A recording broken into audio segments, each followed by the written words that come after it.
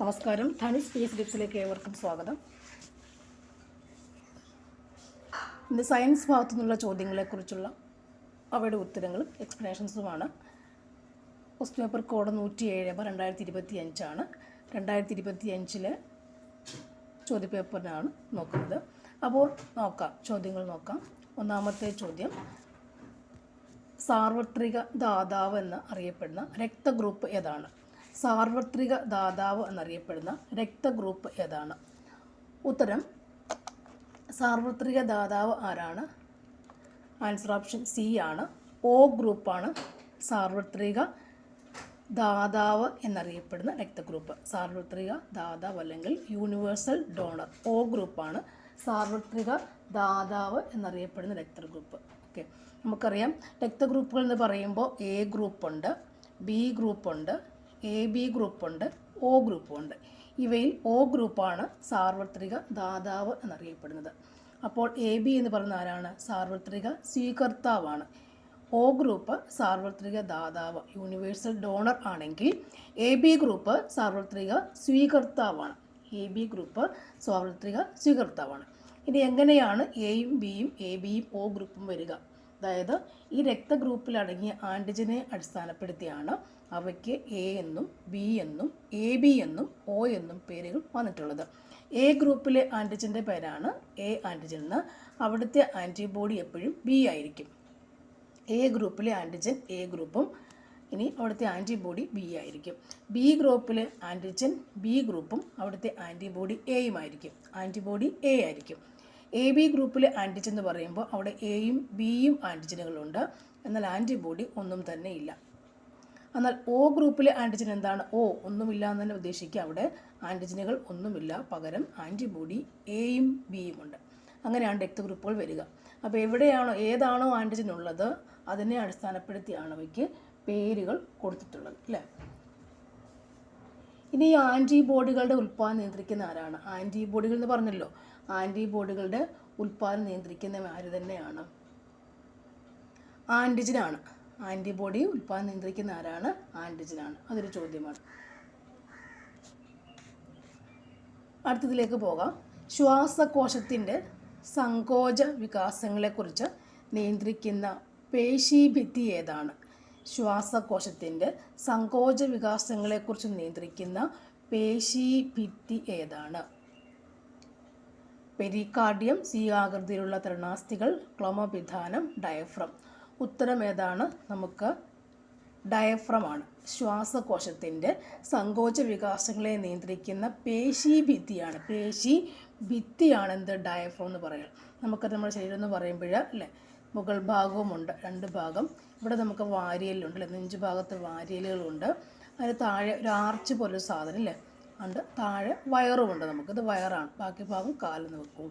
അപ്പോൾ ഇങ്ങനെ വരുമ്പോൾ ഇത് ഔരസാശ്യമാണ്. ഏറ്റവും മുകൾ ഭാഗം എന്താണ്? ഔരസാശ്യം. തലയ്ക്ക് താഴെയുള്ള ഈ വയറിന് മുകളിലുള്ള ഭാഗം ഔരസാശ്യം എന്ന് പറയും. ഔരസാശ്യം എന്നാണ് പറയുക, ഔരസാശ്യം. അപ്പോൾ ഇതേതാണ്? ഉദരാശയമാണ്. ഉദരാശയം.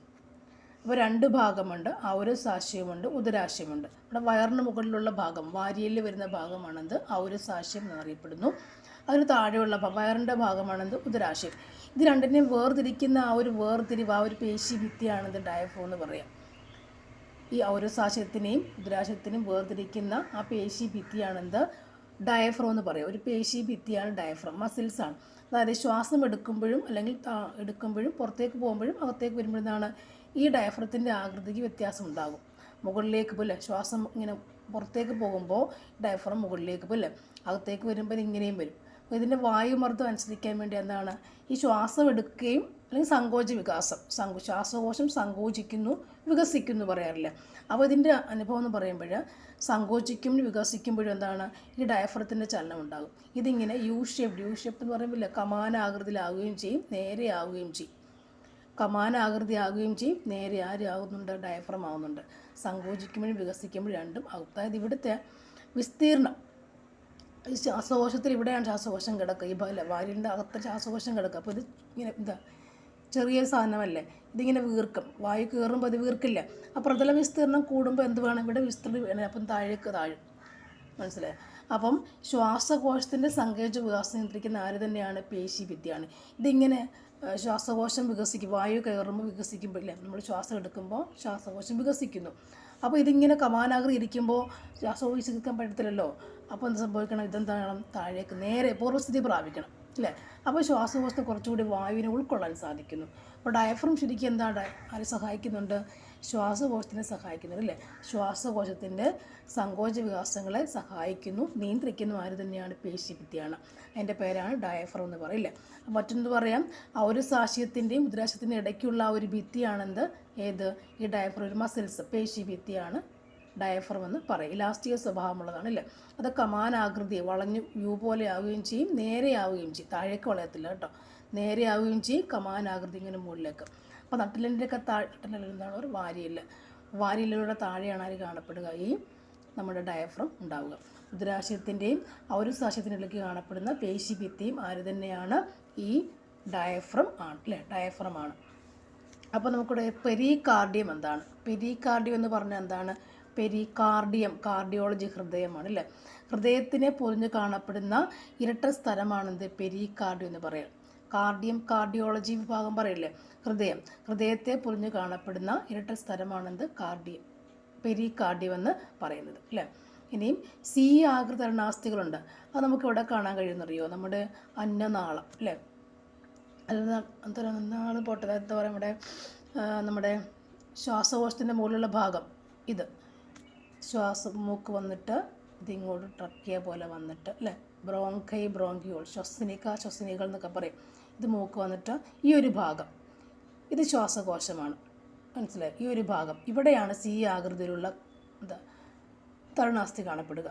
സി ആകൃതിയിലുള്ള തരുണാസ്ഥിയാണ്. കട്ടി അധികം കുറവ്, മൃദുവാണ് അവിടെ, സോഫ്റ്റാണ്, മൃദുവാണ്. അതായത് മൂക്ക് കഴിഞ്ഞിട്ട് ട്രക്കിയ, തൊണ്ടഭാഗത്ത് ട്രക്കിയ കഴിഞ്ഞിട്ട് വരുന്ന ബ്രോങ്കസ് എന്ന് പറയും, ശ്വസനിക എന്നൊക്കെ പറയും, ബ്രോങ്കസ്.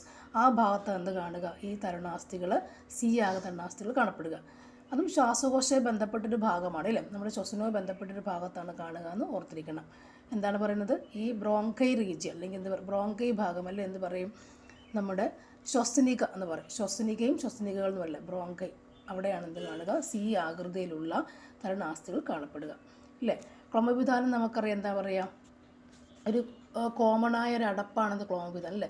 നമ്മുടെ ആഹാരം പോകുന്ന കുഴലും അതുപോലെ തന്നെ ആഹാരം പോകുന്ന കുഴലും ശ്വാസം പോകുന്ന കുഴലും, എങ്ങനെ സിമ്പിളായി പറയല്ലേ. ആഹാരം പോകുന്ന കുഴലും ശ്വാസം പോകുന്ന തൊണ്ടയുടെ ഭാഗത്തൂടെ ഇങ്ങനെ ഇരിക്കും. തൊണ്ട ഇത് കഴുത്താണ്, ഇത്രയും തല, ഇത് രണ്ടും കൂടി ഒരു കോമണായ ഒരു ഭാഗം വരും അല്ലേ. അപ്പോൾ നമ്മൾ തുമ്മുമ്പോഴും ഒക്കെ എന്താണ്? ഈ ക്ലോമവിധാനം അടയ്ക്കും, ശ്വാസകോശത്തിലേക്ക് എന്താ പറയുക കയറിപ്പോകും. ഭക്ഷണം കഴിക്കുമ്പോൾ അടഞ്ഞിരിക്കും, ശ്വാസകോശത്തിലേക്ക് കയറിപ്പോയിരിക്കും. അപ്പോൾ ഒരു കോമണായ അടപ്പാണെന്ത്? ക്ലോമവിധാനം എന്ന് പറയാം. ഈ ശ്വാസകോശത്തിൻ്റെ കുഴലിൽ നിന്നും ട്രക്കിയിലേക്ക് തുറക്കുന്ന ഒരു അടപ്പാണെന്ത്? ക്ലോമവിധാനം അല്ലേ എന്ന് പറയും. അപ്പോൾ അത്രയും പോട്ടെ. പെരികാർഡിയം എന്താണ്? ഹൃദയത്തിനെ പൊതിഞ്ഞ് കാണപ്പെടുന്ന ഇരട്ട സ്ഥലമാണെന്ത്? പെരികാർഡിയം എന്ന് പറയാം. ഡയഫ്രം എന്തായിരുന്നു? ശ്വാസകോശത്തിൻ്റെ സങ്കോച വികാസങ്ങളെ നിയന്ത്രിക്കുന്ന പേശിഭിത്തിയാണ്. മറ്റൊന്നുകൂടി ഞാൻ എന്ത് പറഞ്ഞു? ഔരസാശയത്തെയും അതുപോലെ ഉദരാശയത്തെയും വേർതിരിക്കുന്ന പേശിഭിത്തിയാണെന്ത്? അവരല്ലേ. ഇതെപ്പോഴും കമാനാകൃതിയിലുമായിരിക്കും, അതുപോലെ പൂർവ്വസ്ഥിതി പ്രാപിക്കുകയും ചെയ്യും. അപ്പോൾ ഒരു ഇലാസ്റ്റിക് സ്വഭാവം അതിന് ഡയഫ്രത്തിനുണ്ട് എപ്പോഴും. അടുത്ത ചോദ്യം, താഴെ തന്നിട്ടുള്ള ജോഡികളിൽ ജലത്തിൽ ലയിക്കുന്ന ജീവകങ്ങൾ ഏതെല്ലാം? ജലത്തിൽ ലയിക്കുന്ന ജീവകങ്ങൾ ഏതെല്ലാം? ഉത്തരം നമുക്ക് എന്ത് പറയാം? ഓപ്ഷൻ ബി ഉത്തരം. അതായത് ബിയും സിയും ആണ് എന്താ? ജലത്തിൽ ലയിക്കുന്ന വിറ്റമിനുകൾ. ബി ആൻഡ് സി ആണ് ജലത്തിൽ ലയിക്കുന്ന വിറ്റമിനുകൾ. അപ്പോൾ മറ്റൊന്നുകൂടി കാണത്തില്ലേ? കൊഴുപ്പിൽ ലയിക്കുന്ന വിറ്റമിൻസ് ഉണ്ട്, കൊഴുപ്പിൽ ലയിക്കുന്നവയുണ്ട്. രണ്ട് ഭാഗമാണ് വിറ്റമിൻ എന്ന് പറയുമ്പോൾ. കൊഴുപ്പിൽ ലയിക്കുന്നവയുമുണ്ട്, ജലത്തിൽ ലയിക്കുന്നവയും കാണപ്പെടുന്നു. ജലത്തിൽ ലയിക്കുന്നവരാണ് B and C. B complex ഉണ്ട്. B1 മുതൽ B12 വരെയുള്ള ബി കോംപ്ലക്സ് ഉണ്ട്. B1 നമുക്കറിയപ്പോഴും എന്താണ്? ബെറിബറി എന്ന അസുഖം ഉണ്ടാക്കുന്നത്, തൈമിൻ രോഗം ഉണ്ടാക്കുന്നത് എപ്പോഴും അല്ലേ. അതിൻ്റെ അഭാവത്തിൽ തൈമിനാണ് അടങ്ങിയിരിക്കുന്ന സംഭവം അവിടെ.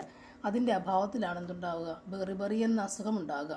B1 അഭാവത്തിലാണ് എപ്പോഴും ചോദിക്കുന്നതാണ്. B1 അഭാവത്തിലാണ് ബെറിബറി എന്ന അസുഖം ഉണ്ടാവുക ഇല്ലേ. അപ്പോൾ അവിടെ B1 കാര്യം എന്താണ്? തൈമിൻ എന്ന സംഭവം അല്ലേ, തവിടിനകത്തുള്ള സംഭവം, അത് ഓർത്താൽ മതി. അപ്പോൾ ബി കോംപ്ലക്സ് ആണ്. ബി ആൻഡ് സി ജലത്തിൽ ലയിക്കുന്ന പറയും ബി കോംപ്ലക്സും അതുപോലെ സിയുമാണ്. സിയുടെ അഭാവത്തിലുള്ള അസുഖം എന്താണ്? സി അഭാവത്തിൽ സ്കർവി എന്ന് പറയും. സി അഭാവത്തിൽ സ്കർവി ആണ് ഉണ്ടാവുക. സിയുടെ അഭാവത്തിൽ സ്കർവിയാണ് ഉണ്ടാവുക. സിയുടെ അഭാവത്തിൽ സ്കർവി ഉണ്ടാകുന്നു. B1 മാത്രം ഞാൻ പറഞ്ഞു എന്തായിരുന്നു, ബെറിബറി എന്ന അസുഖമാണ് B1ൻ്റെ അഭാവത്തിൽ ഉണ്ടാവുക. B1 മാത്രമാണ്, B അല്ല, B1 മാത്രമാണ്. B1 മുതൽ B12 വരെ ഉണ്ട്. ഇനിയും അടുത്തൊരു ഭാഗം ഏതാണ്, കൊഴുപ്പിൽ ലയിക്കുന്ന വിറ്റമിൻസ് ആണ്. എന്ത് പറയാം, അഡക്ക് എന്ന് പറയാം. ADEK. എയും വിറ്റമിൻ എയും വിറ്റമിൻ ഡിയും വിറ്റമിൻ ഇയും വിറ്റമിൻ കെയും എന്താണ്, കൊഴുപ്പിൽ ലയിക്കുന്ന വിറ്റമിൻസ് ആണ്. കൊഴുപ്പിൽ ലയിക്കുന്ന ജീവകങ്ങളാണ്. കൊഴുപ്പിൽ ലയിക്കുന്ന ജീവകങ്ങളാണ്. എ എന്ന് പറയുമ്പോൾ നമുക്കറിയാം, എ എന്ന് പറയുമ്പോൾ എന്താണ്, അതിൻ്റെ കുറവ് വന്ന് നിശാന്തത എന്ന രോഗമുണ്ടാകുന്നു. എപ്പോഴും പഠിക്കുന്ന നിശാന്തത എന്ന് പറഞ്ഞു കഴിഞ്ഞാൽ മങ്ങി വെളിച്ചത്തിൽ കണ്ണ് കാണാത്ത അവസ്ഥയാണെന്ത്, നിശാന്തത എന്ന് പറയുക. മങ്ങി വെളിച്ചത്തിൽ കണ്ണ് കാണാത്ത അവസ്ഥയാണ് നിശാന്തത എന്ന് പറയുക. ഡി എന്ന വിറ്റമിൻ നമുക്കറിയാം, സൺഷൈൻ വിറ്റമിനാണ് അല്ലേ. ഡി എന്താണ്, സൺഷൈൻ വിറ്റമിൻ എന്ന് പറയും. സൂര്യപ്രകാശത്തിൽ നിന്ന് കിട്ടുന്ന വിറ്റമിനാണെന്ത്, ഡി വിറ്റമിൻ. അതിൻ്റെ കുറവെന്ന് സംഭവിക്കുന്ന രോഗം എന്താണ്, ഏത് രോഗമാണ്, കണാരോഗമാണ്. കണ അല്ലെങ്കിൽ റിക്കറ്റ്സ് എന്ന രോഗമാണ് ഉണ്ടാവുക. കണ അല്ലെങ്കിൽ റിക്കറ്റ്സ് എന്ന രോഗമാണ് ഉണ്ടാകുക അല്ലേ. ഇ എന്ന് പറയുമ്പോൾ നമുക്ക് എന്തറിയാം, നമുക്ക് വന്ധ്യത, ഫെർട്ടിലിറ്റി അല്ലേ, വന്ധ്യത ഉണ്ടാക്കും. ഇയുടെ അഭാവത്തിൽ വന്ധ്യത ഉണ്ടാക്കും. കെയുടെ അഭാവത്തിൽ നമുക്ക് എന്താ സംഭവിക്കുക, കെയുടെ അഭാവത്തിൽ രക്തം കട്ട പിടിക്കാതെ ഇരിക്കുന്നു. രക്തം കട്ട പിടിക്കാൻ സഹായിക്കുന്ന വിറ്റമിനാണെന്ത്, കെ എന്ന് പറയുന്നത്. രക്തം കട്ട പിടിക്കാൻ സഹായിക്കുന്നവരാണ് ആര്, കെ. അതിൻ്റെ കുറവ് മൂലം നമുക്ക് എന്ത് സംഭവിക്കാം, രക്തസ്രാവം ഉണ്ടാകുമ്പോൾ രക്തം കട്ട പിടിക്കാതെ ഇരിക്കുന്നു. അതാണ്.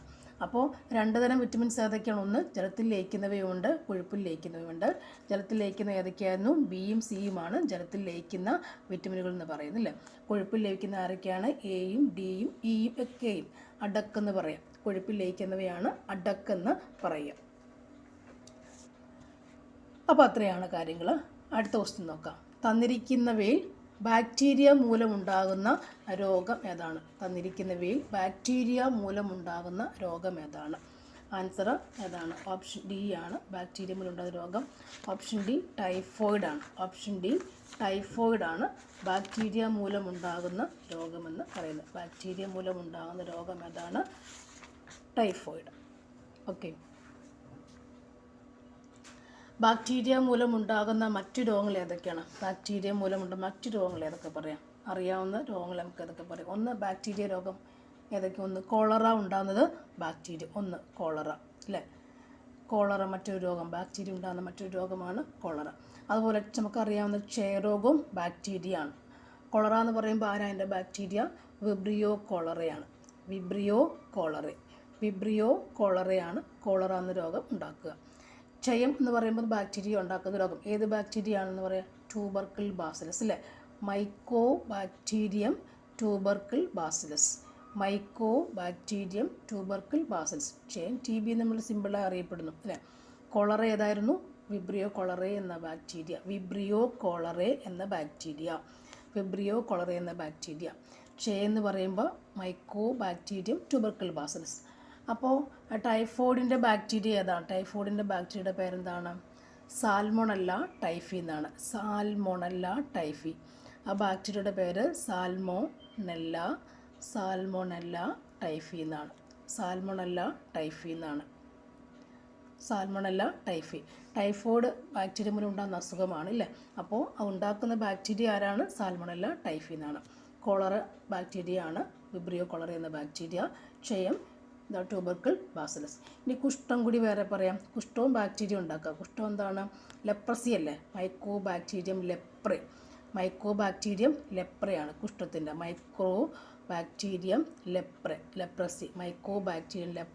ലെപ്ര എന്ന് പറയും. കുഷ്ഠം ലെപ്രസി എന്ന് ഇംഗ്ലീഷ് വേർഡ് ഓർക്കാമല്ലോ. അപ്പോൾ ലെപ്ര കണ്ടാൽ നമുക്ക് എഴുതാൻ പറ്റും. അപ്പോൾ 3 ബാക്ടീരിയ മൂലമുള്ള അസുഖം നമ്മൾ പറഞ്ഞില്ലേ. ടൈഫോയിഡ് ബാക്ടീരിയ സാൽമോണല്ല ടൈഫിയാണ്. കോളറ വിബ്രിയോ കോളറയാണ്. ക്ഷയം മൈക്കോ ബാക്ടീരിയം ട്യൂബർക്കിൾ ബാസിലസ് ആണ്. കുഷ്ഠത്തിൻ്റെത് മൈക്കോ ബാക്ടീരിയം ലെപ്രയാണ്. ഇത്രയും നോക്കാം. ഇനിയും നമുക്കെന്തറിയാം, മന്ത് എന്ന അസുഖം ഉണ്ടാക്കുന്ന മന്ത് എന്ന അസുഖമൊക്കെ ഉണ്ടാക്കുന്ന ആരാണ്, മന്തുണ്ട് ഇവിടെ അല്ലേ. മന്തിൽ കാലിൽ മന്ത് പോലെ വരുന്ന പറയത്തില്ല,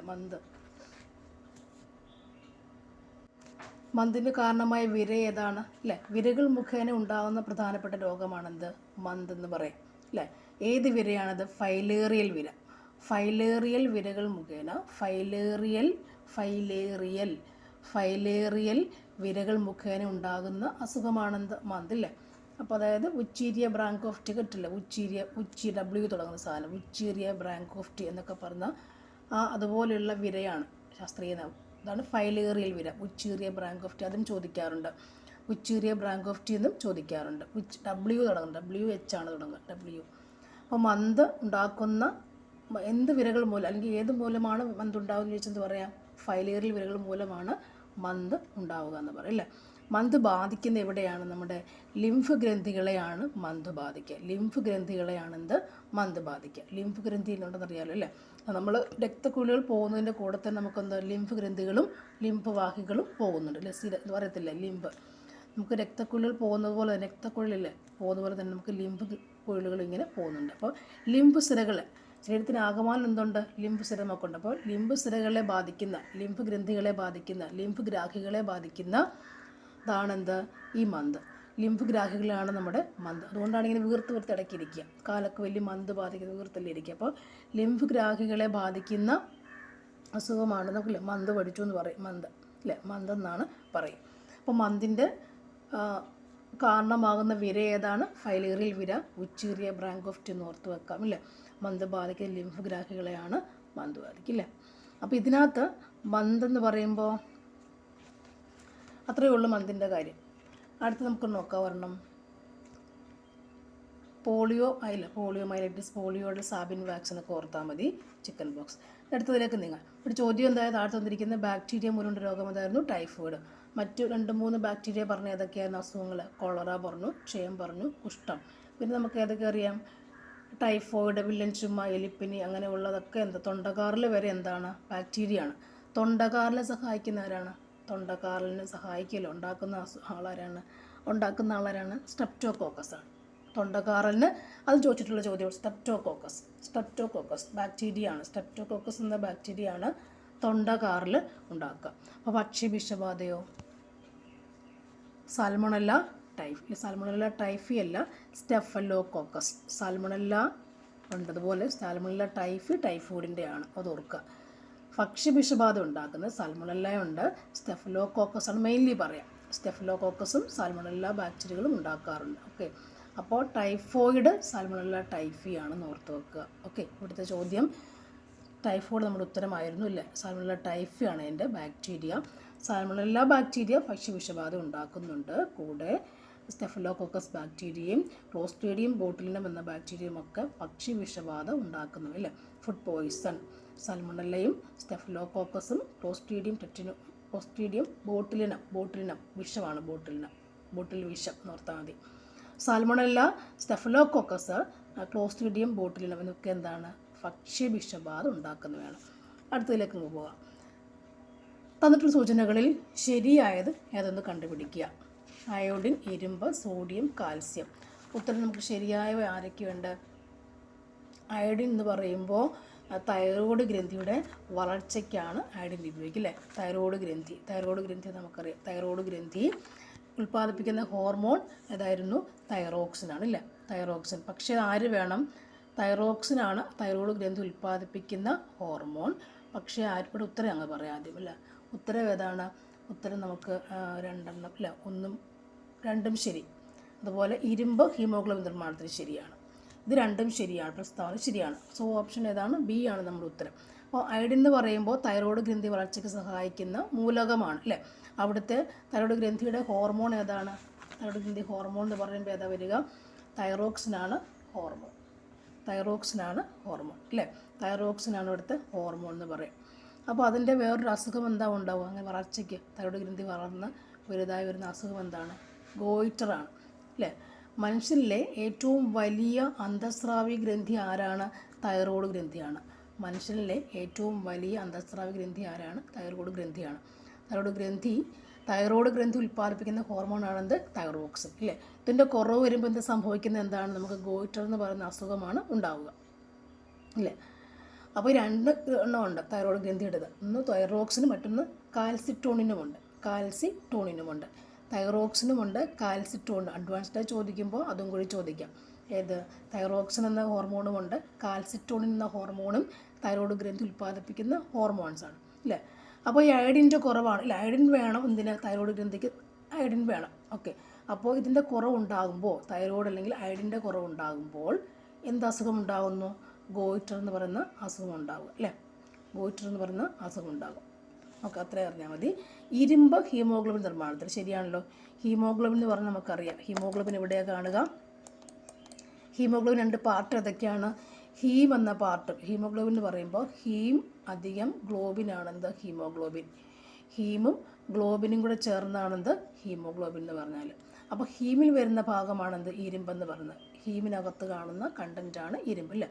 അപ്പോൾ ഇത് ചേരുമ്പോൾ ഇരുമ്പുണ്ടെങ്കിൽ മാത്രമേ ഹീമോഗ്ലോബിൻ ഉള്ളൂ എന്ന് പറയാം. ഹീമിലെ മൂലകം ഏതാണ്? ഇരുമ്പാണ്. അപ്പോൾ ഹീമോഗ്ലോബിൻ ഉണ്ടാകണേ ആര് വേണം? ഇരുമ്പ് അത്യാവശ്യമാണ്. അപ്പോൾ ഇതില്ലേ ഉണ്ടാകുന്ന അസുഖം എന്താണ്? ഇല്ലെങ്കിൽ ഉണ്ടാകുന്ന അസുഖം എന്താണ്? അനീമിയാണ്. ഹീമോഗ്ലോബിൻ അല്ലെങ്കിൽ ഇരുമ്പില്ലെങ്കിൽ ഉണ്ടാകുന്ന അസുഖം എന്താണ്? അനീമിയാണ്. ഓക്കെ, അടുത്ത ചോദ്യത്തിലേക്ക് പോവാം. മലമ്പനി രോഗം പരത്തുന്ന കൊതുക് ഏതാണ്? മലമ്പനി രോഗം പരത്തുന്ന കൊതുക് ഏതാണ്? ആൻസർ ഏതാണ്? അനാഫിലിസ് മൊസ്കിറ്റോ. മലമ്പനി രോഗം പരത്തുന്ന കൊതുകാണ് അനാഫിലിസ് മൊസ്കിറ്റോ എന്ന് പറയും. അനാഫിലിസ് മൊസ്കിറ്റോ അല്ലേ. അത് ഫുള്ള് പറയുകയാണെങ്കിൽ എന്ത് പറയും? ഫീമെയിൽ അനാഫിലിസ് അല്ലേ, പെൺ അനാഫിലിസ് കൊതുകാണ് കേട്ടോ. ഇവിടെ നമ്മൾ ഓപ്ഷൻ നോക്കുമ്പോൾ അനാഫിലിസ്, ഈഡിസ്, ക്യൂലെക്സ് ഇവയൊന്നുമില്ല. അപ്പോൾ നമുക്ക് ഉത്തരം എന്താ എഴുതാം? അനാഫിലിസ് എഴുതാം. ഇവിടെ ഫീമെയിൽ അനാഫിലിസ് മൊസ്കിറ്റോ, അതായത് ഫീമെയിൽ പെൺകൊതുക്. അനാഫിലിസ് പെൺകൊതുകുകളാണ് മലേറിയ രോഗം. മലേറിയയുടെ മറ്റൊരു ഭാഗമാണ് എന്ത്? മലമ്പനി കേട്ടോ. മലേറിയയും അതുപോലെ മലേറിയ, മലമ്പനി രണ്ടും ഒന്നാണ്. മലേറിയയും മലമ്പനിയും ഒന്ന് തന്നെയാണ് കേട്ടോ. മലേറിയ അല്ലെങ്കിൽ മലമ്പനി രണ്ടും ദൂഷിതമായ വായു എന്നർത്ഥം. അപ്പോൾ ഈ മലമ്പനി അല്ലെങ്കിൽ മലേറിയ രണ്ടും ഒന്ന് തന്നെയാണ്, രണ്ടും ഒന്നാണെന്ന് ഓർത്ത് വെച്ചേക്കണം. അപ്പം പരത്തുന്ന രോഗം എന്താണ്? ഫീമെയിൽ അനാഫിലിസ് മൊസ്കിറ്റോ, അതായത് പെൺകൊതുകൾ. അനാഫിലിസ് പെൺകൊതുകാണ് ഉണ്ടാക്കുക അല്ലേ. ഇനി ഇതിൻ്റെ രോഗാണു എന്താണ്? ഈ മലമ്പനി ഉണ്ടാക്കുന്ന രോഗാണു ആരാണ്? രോഗാണു എന്ന് പറയുമ്പോൾ ആരാണ്? രോഗാണു എന്ന് പറയുമ്പോൾ പ്ലാസ്മോഡിയമാണ് അല്ലേ. Plasmodium vivax. ഇതൊരു പ്രോട്ടോസോവയാണ്, അമീബയെക്കാളുമൊക്കെ ചെറുത് അല്ല, സൂക്ഷ്മജീവിയാണ് പ്ലാസ്മോഡിയം. പ്ലാസ്മോഡിയം എന്ന് പറയും. പ്ലാസ്മോഡിയമാണ് രോഗാണു. പ്ലാസ്മോഡിയം സൂക്ഷ്മജീവിയാണ് പ്ലാസ്മോഡിയം. ഓക്കെ, മറ്റു പേര് മലമ്പനിക്ക് മറ്റു പേരുണ്ട്. മലേറിയ പോലെ മറ്റു പേരുണ്ട്. ബ്ലാക്ക് വാട്ടർ ഫീവർ എന്ന് പറയും, ചതുപ്പ് രോഗം എന്ന് പറയും. ബ്ലാക്ക് വാട്ടർ ഫീവർ എന്ന് പറയും, ചതുപ്പ് രോഗം എന്ന് പറയും മലേറിയയ്ക്ക്. മലമ്പനിക്ക് മറ്റു പേര് ബ്ലാക്ക് വാട്ടർ ഫീവർ, ചതുപ്പ് രോഗം എന്നൊക്കെ പറയുന്നുണ്ട്. ഓക്കെ, ഇതിൻ്റെ ഏറ്റവും മാരകമായൊരു മലമ്പനിയുണ്ട്. സിമ്പിളാണ് ഏതെന്ന് പറഞ്ഞത്, നമുക്ക് ഉണ്ടാകുന്ന സാധാരണ അല്ലേ. മാരകം എന്ന് പറയും ഫാൽസിപ്പാറും മലമ്പനി അല്ലേ. ഫാൽസിപ്പാറോ എന്ന് പറയും. അത് പ്ലാസ്മോഡിയം ഫാൽസിപ്പാറോ എന്ന് പറയുന്ന സൂക്ഷ്മാണുവാണ്. പ്ലാസ്മോഡിയം ഒരു വർഗ്ഗമല്ലേ, പ്രോട്ടോസോ. അപ്പോൾ പ്ലാസ്മോഡിയം വൈവാക്സ് സാധാരണ മലമ്പനി ഉണ്ടാക്കും. ഫാൽസിപ്പാറും മലമ്പനി ആരാ ഉണ്ടാക്കുന്നത് പറയുമ്പോൾ പ്ലാസ്മോഡിയം ഫാൽസിപ്പാറുമാണ് അത് ഉണ്ടാക്കുന്നത്. 2-3 സെക്ഷൻ, 2-3 വിഭാഗങ്ങളുണ്ട്. അപ്പോൾ മലമ്പനി രോഗം പരത്തുന്ന കൊതുക് ഏതാണ്? ഫീമെയിൽ അനാഫിലിസ് മൊസ്കിറ്റോ എന്ന് പറഞ്ഞാൽ പെൺകൊതുക്. അനാഫിലിസ് പെൺകൊതുകുകളാണ്. അനാഫിലിസ് പെൺകൊതുകാണ് മലമ്പനി രോഗം പരത്തുന്നത്. ഓക്കെ, അതിൻ്റെ രോഗാണു പ്ലാസ്മോഡിയമാണ്. മറ്റൊരു പേര് തന്നെ എന്താണ്? മലേറിയ തന്നെയാണ് മലമ്പനി എന്ന് പറയുക. മറ്റു പേരുകൾ ബ്ലാക്ക് വാട്ടർ ഫീവർ എന്നും ചതുപ്പ് രോഗമെന്നും അറിയപ്പെടുന്നുണ്ട്. ഓക്കെ, അപ്പോൾ ഇവിടെ നമ്മൾ നോക്കുമ്പോൾ ഈഡിസ് കൊതുകൾ അല്ലേ. ഈഡിസ് കൊതുകൾ അതുപോലെ തന്നെ മറ്റ് കൊതുകളില്ലേ, ഈഡിസ് കൊതുകൾ എന്ന് പറയും.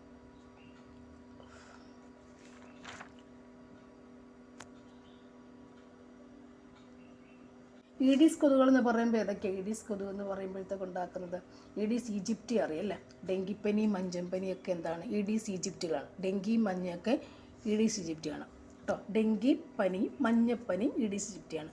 അപ്പോൾ ക്യൂലെക്സിൻ്റെ കാര്യം പറഞ്ഞാൽ ആരെ വരണം? ക്യൂലെക്സ് നേരത്തെ മന്ത് പറഞ്ഞല്ലോ, അപ്പോൾ ഞാൻ പറയാൻ വിട്ടുപോയതാണ്. മന്ത് പറഞ്ഞപ്പോൾ അത് ക്യൂലെക്സ് കൊതുക് എന്ന് പറയുമ്പോൾ മന്ത്.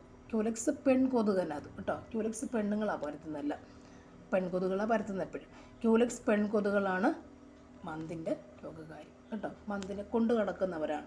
ഓക്കെ, അപ്പോൾ മന്ത് ക്യൂലെക്സ് എന്ന് ഓർത്ത് വെക്കാം. മന്ത് കാലിൽ ക്യൂലെക്സ്, മന്ത് കാല് ക്യൂലെക്സ് ഓർത്ത് വെക്കാൻ പറ്റും. അപ്പോൾ മലമ്പനിക്കുള്ളത് അനാഫിലിസ് പെൺകൊതുകുകൾ എന്ന് ഓർക്കണം. ഇവിടെ നമുക്ക് അനാഫിലിസ് ശരിയാകുന്നത് എങ്ങനെയാണ്? ബാക്കിയൊക്കെ നമുക്ക് ഈഡിസും ക്യൂലെക്സും അനാഫിലിസ്. അപ്പോൾ അനാഫിലിസാണ് പെൺകൊതുക് എന്നുള്ളത് സ്പെസിഫൈ ആയില്ല. അപ്പോൾ ഇവിടെ ക്യൂലെക്സ് മന്തിൻ്റെ ആണ്. ഈഡിസ് എന്ന് പറയുമ്പോൾ ഡെങ്കി, മഞ്ഞപ്പനിയൊക്കെ ഈഡിസും. അത്രയും മനസ്സിലായല്ലോ. നെക്സ്റ്റ് ചോദ്യത്തിലേക്ക് പോകാം. രക്തത്തിലെ ഗ്ലൂക്കോസിൻ്റെ തോത് കുറയ്ക്കുന്ന ഹോർമോൺ ഏതാണ്? രക്തത്തിൽ ഗ്ലൂക്കോസിൻ്റെ തോത് കുറയ്ക്കുന്ന ഹോർമോൺസ് ഏതൊക്കെയാണ്? ആൻസർ ഏതാണ്? ഇവിടെ നോക്കുമ്പോൾ option adrenaline, insulin, glucagon, insulin, thyroxine. ഉത്തരം ഏതാണ്? ഗ്ലൂക്കോസിൻ്റെ തോത് കുറയ്ക്കുന്ന എപ്പോഴാണ്? ഇൻസുലിനാണ് അല്ലേ? ഗ്ലൂക്കോസിൻ്റെ തോത് കുറയ്ക്കുന്നപ്പോഴും ഇൻസുലിൻ എന്ന് പറയുന്ന ഹോർമോൺ ഇൻസുലിനാണ്. ഹോർമോണിൻ്റെ പേരെന്താണ്? ഇൻസുലിൻ എന്ന് പറയും. ഇൻസുലിൻ്റെ ധർമ്മം എന്താണ്? നമ്മൾ കഴിക്കുന്ന ആഹാരത്തിലല്ലേ ഗ്ലൂക്കോസിനെ ഗ്ലൈക്കോജനാക്കി മാറ്റുന്നവരാണ്. നമ്മൾ കഴിക്കുന്ന ആഹാരത്തിൽ എപ്പോഴും ആഹാരം എന്തായിട്ട് മാറും? എപ്പോഴും ഗ്ലൂക്കോസ് മാറാറില്ല. ഏറ്റവും നമ്മൾ ദഹിച്ച ആഹാരം എങ്ങനെയാണ്? ഗ്ലൂക്കോസ് രൂപത്തിലാണ് നമ്മുടെ രക്തത്തിലേക്ക് ആഗിരണം ചെയ്യപ്പെടുക. അങ്ങനെ വരുമ്പോൾ നമ്മൾ കഴിച്ചിട്ട് ആഹാരത്തിൽ ഗ്ലൂക്കോസ് അധികമുണ്ടെങ്കിൽ, ബ്ലഡിൽ എന്താണ് അധികമുണ്ടെങ്കിൽ അല്ലേ, നമുക്ക് ശരീരത്തിന് എടുത്തതിന് ശേഷം അധികമുണ്ടെങ്കിൽ ആ ഗ്ലൂക്കോസിനെ ഗ്ലൈക്കോജനാക്കി മാറ്റുന്നു. ഗ്ലൈക്കോജൻ. ഗ്ലൂക്കോസ് എന്താ ചെയ്യുക? അതായത് ഇൻസുലിനാണ് എന്ത് ചെയ്യാത്? ഗ്ലൂക്കോസിനെ ഗ്ലൈക്കോജനാക്കി അല്ലേ. നമ്മുടെ രക്തത്തിൽ നമ്മൾ കഴിച്ച് നമ്മുടെ ശരീരത്തിനൊക്കെ ഉള്ള ഗ്ലൂക്കോസ് നമ്മുടെ ശരീരത്തിന് ആവശ്യമുള്ള എടുത്തു. അതിനുശേഷം അധികമുള്ള ഗ്ലൂക്കോസിനെ എന്താ ചെയ്യുക? ആ ഗ്ലൂക്കോസിനെ ഗ്ലൈക്കോജനാക്കി സംഭരിച്ച് വയ്ക്കുക. ഇവിടെയൊക്കെ നമ്മുടെ കരളിലും ത്വക്കിനടിയിലുമൊക്കെ അങ്ങനെ വണ്ണം വയ്ക്കുന്നത് ഓർത്താൽ മതി. അപ്പോൾ കരളിലും ത്വക്കിനടിയിലുമൊക്കെ ഈ അധികമുള്ള ഗ്ലൂക്കോസിനെ എന്താവും? ഗ്ലൈക്കോജനാക്കി എന്ത് ചെയ്യുന്നു? സംഭരിച്ച് വയ്ക്കുന്നു. അപ്പോൾ എന്ത് സംഭവിക്കും? രക്തത്തിൽ ഗ്ലൂക്കോസിൻ്റെ അളവ് എന്താണ്? കുറഞ്ഞു വരും. ഗ്ലൂക്കോസിൻ്റെ അളവ് അല്ലെങ്കിൽ തോത് കുറയ്ക്കും ഇല്ലേ, ബാലൻസ് നിർത്തും. അപ്പോൾ അങ്ങനെ ഗ്ലൂക്കോസിനെ ഗ്ലൈക്കോജനാക്കി മാറ്റുന്ന ഹോർമോൺസാണ് ആര്? ഈ ഇൻസുലിൻ എന്ന് പറയുന്ന ഹോർമോണാണ് അല്ലേ. അപ്പം ഇൻസുലിൻ എന്ന് പറയുന്ന ഹോർമോൺ മാത്രമല്ല ഇതിനെ ബാലൻസ് ചെയ്യുക. അപ്പോൾ ഇതിൻ്റെ ആൻസർ ഇതാണ്. അപ്പം 2 ഹോർമോൺ, ഇൻസുലിനും മറ്റൊരു ഹോർമോണിൻ്റെ പേരെന്താണ്? ഇൻസുലിൻ. ബാക്കിയൊരു ഹോർമോണിൻ്റെ പേരെന്താണ്? ഇൻസുലിൻ. അതുപോലെ ഗ്ലൂക്കഗോൺ ഉണ്ട്. ഇൻസുലിനും അതുപോലെ ഗ്ലൂക്കഗോണും ഉണ്ട്. 2 ഹോർമോൺസാണ് നമ്മുടെ പാൻക്രിയാസ് എന്ന് പറയുന്ന പാൻക്രിയാസ് എന്ന ഗ്രന്ഥി അറിയാമല്ലോ. പാൻക്രിയാസ് ഒരു ഗ്രന്ഥിയുണ്ട്, ആഗ്നേയ ഗ്രന്ഥി, പാൻക്രിയാസ്. ഓക്കെ. അപ്പോൾ അതിനകത്തുള്ള ഐലറ്റ്സ് ഓഫ് ലാംഗർഹാൻസ് ആണ് 2 തരം ഹോർമോൺസിനെ പുറപ്പെടുവിക്കുന്നത്. ആ 2 ഒന്ന് ഇൻസുലിനും മറ്റൊന്ന് ഗ്ലൂക്കഗോണുമാണ്. അപ്പോൾ ഇൻസുലിൻ എന്ന് പറയുന്ന ഹോർമോണുമുണ്ട്, ഗ്ലൂക്കഗോണുമുണ്ട്. ഈ പാൻക്രിയാസ് എന്ന് പറയുന്ന നമ്മുടെ ഗ്രന്ഥി അല്ലേ, ആഗ്നേയ ഗ്രന്ഥി ഉത്ഭവിക്കുക അല്ലെങ്കിൽ ആഗ്നേയ ഗ്രന്ഥി ഉണ്ടാക്കുന്ന ഹോർമോൺസ് ആണെന്ത്? പാൻക്രിയാസും അല്ലേ. ഹോർമോൺസ് ഏതൊക്കെയാണ്? ആഗ്നേയ ഗ്രന്ഥി, പാൻക്രിയാസ് അല്ലേ. അപ്പോൾ ഏത് ഹോർമോൺസ്?